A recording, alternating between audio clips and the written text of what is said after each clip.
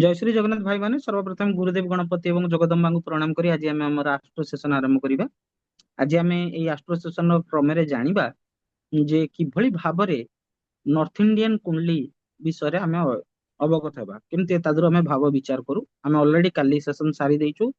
East माने भारतीय माने उत्कलीय परंपरा रे आम कुंडली विचार सारी देइछु एवं जेतेबेले उत्कलीय कुंडली विचार सारी देलु सेतेबेले हमहु देखिया को इजी हुए बोली आम सेटा को आम जेहेतु उत्कलीय परंपरार लोक आमको इजी है बुझिबा ପାଇଁ आज आम जानिबा उत्तर भारतीय पद्धति हिसाब रे कहीं ना आम जिते आपण ऋषि मुनि बही पढ़िबे आजिकालिका डेट रे जो मार्केट रे जो बही गुड़िक अवेलेबल अच्छी सेई बही गुड़िक आपण माने देखिबे सब नॉर्थ इंडियन स्टाइल रे नॉर्थ इंडियन चार्ट अच्छी तेणु सेगुड़िक बुझिबा ପାଇଁ कि हमको नॉर्थ इंडियन भावर विचार क्रमटा को देखिया पड़िबो।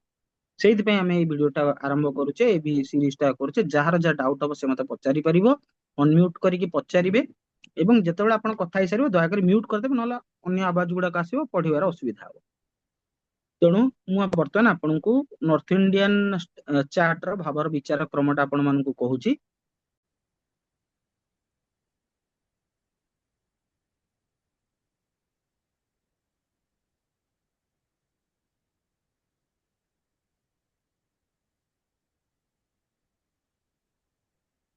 ଦେଖନ୍ତୁ ନର୍ଥ ଇଣ୍ଡିଆନ କୁଣ୍ଡଲିଟା ଏମିତିଆ ଥାଏ।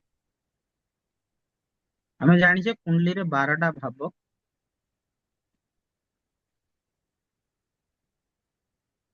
नॉर्थ इंडियन कुंडली रे कौन हुए ना ये घरटारे जो नंबर लिखा है सेटा हबो लग्न एल एई घरटारे जहा लिखा है तो राज बाबू एटी केते नंबर लिखा है जी एटी 6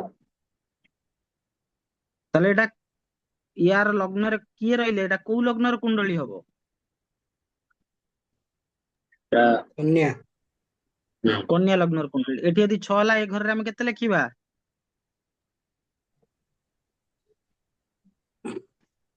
7 तळक सेमति जीवो। तेणु जोठी नॉर्थ इंडियन कुंडली रहिला सेटा एटा हेगला लग्न एउटू पुणी आमे एंटी क्लॉकवाइज बुलिबा। क्लियर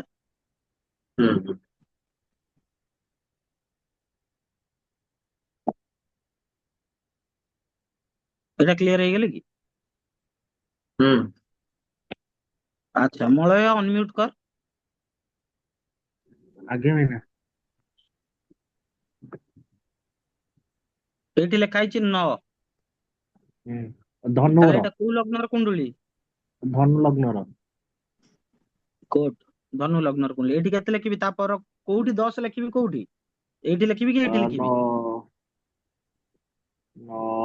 हेले मैं एउटा ही कंफ्यूज हे जाउची जदि एटा 9 लेखा हला ताले एठू पुणी मु कहिची एंटी क्लॉकवाइज लिखिबो 10 11 12 एमती एमती ही बुली बुली बुली बुली चलिबो। ठीक अछि एंटी क्लॉकवाइज हां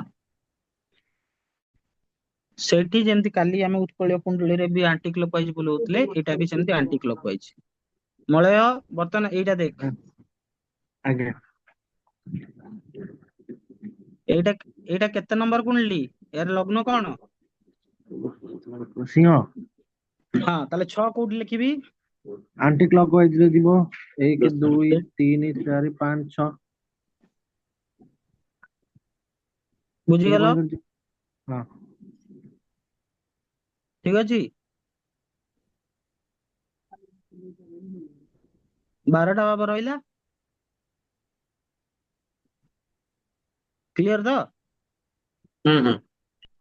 नॉर्थ इंडियन कुंडली रे एई घरटा सब बेले लग्न हबो तांकर लग्न रो पोजीशन चेंज हुएनी।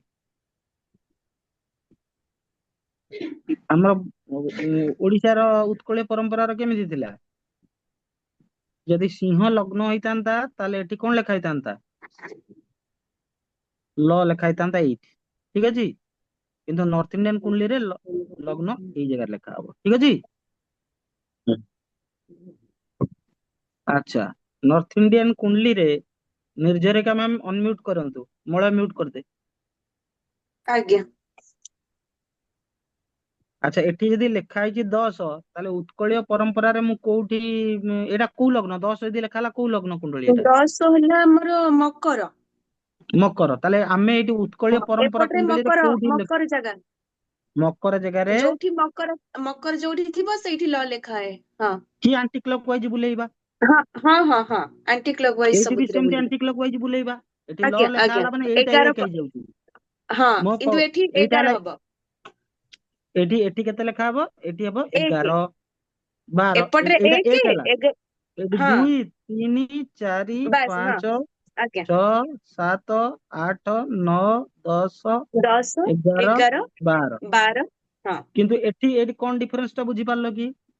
ଆଜ୍ଞା ଏଠି 1 ହେଲେ ଏଠି କିନ୍ତୁ ନମ୍ବରିଂ ୱାଇଜ ସେଇଆ ହିଁ ଲେଖା ହବ ତା ବାସ୍ ବାସ୍, ପରଠାରୁ ମୁଁ ଗଣା ମୁଁ ମତେ ମୁଁ ବର୍ତ୍ତମାନ ଆଉ ଗୋଟେ ଟେଷ୍ଟ ନଉଛି। ଆଜ୍ଞା ଆମେ ଏଠି କୋଉଠି ଲେଖିବା ଲ କୁହ? ଆଜ୍ଞା କୋଉଠି ଲ ଟା ଲେଖିବା? ମିଥୁନ ଜାଗାରେ ମାନେ ମେଷ ବୃଷ 1 2 ମିଥୁନ। 3 ହଁ ହଁ ଏଠି ସେଇଠି ଲ ଏଠି ଲେଖା କେତେ ହବ ନମ୍ବର ଘର 1 ହବ ଲେଖା ଏଇଟା? ହବ 1 ତାପରେ 2 3 2 3 4 4 5 6 6 7 7 8 8 9 10 10 11 11 12। 12 ଆଜ୍ଞା ଏଇଠି କଣ ଲେଖିବା? ଏପଟରେ ହବ 4 5 ଯେମିତି ମାନେ ଆଗକୁ ଆଗକୁ ଯିବ ମାନେ ବୁଝିପାରିଲ ଯୋଉଠି କଥାଟା? ସରିଲା ସେଇଠୁ ଆଜ୍ଞା ଆଜ୍ଞା ଆଉ କିଏ ଅଛନ୍ତି? ଶ୍ରୀକାନ୍ତ ଭାଇ ଶ୍ରୀକାନ୍ତ ଭାଇ ଅନମ୍ୟୁଟ ହୁଁ କରିବେ। ହୁଁ ଏଠି ଯଦି ଲେଖା ହେଲା